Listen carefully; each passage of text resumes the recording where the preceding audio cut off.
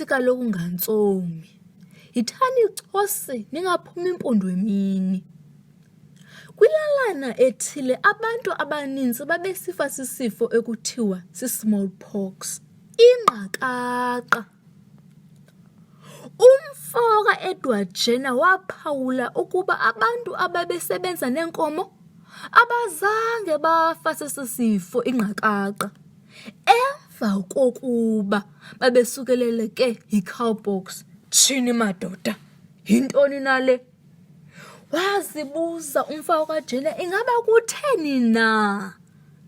Wagqiba ekubeni uzayijongisisa le meko ayihlole ngokwakhe enze uphando lwakhe. Wathatha inkwenkwana wayijova nge-cowpox. Yagula nyhani inkwenkwe, emva koko yaphila emva kwentsukwana. Heyi, wathatha le nkoko kwakhona wayijova nge-smallpox, ingqakaqha. Tshini madoda, emva kwemini njenye le nkwenkwe yaphila yafa. Yintoni nale? Hayi, akakholelwa Edward Jenner. Wathatha le nkwenkwana wayisa kugqirha eba imhlole, imjongisise. Hayibo, nyhani le nkwenkwe iphilile kwingqakaqha. Hayi, nale nkwenkwe ayikholwa le nto. Yabuza, kutheni na mna ndingakhange ndife kwesi sifo ingqakaqha emva kokuba abahlobo bam beswelekile bona? Heyi, waphendula uJenner ezithandabuza ngelo xesha. Wathi, i-cowpox ne-smallpox ziyafana, kodwa i-cowpox ibuthathaka kune-smallpox ebantwini.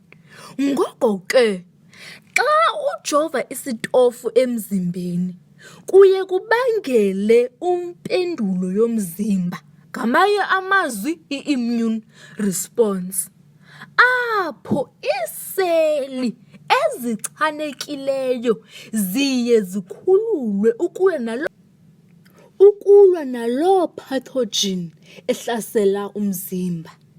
Kwaye loo nto idala kukhululwe iiseli zememory.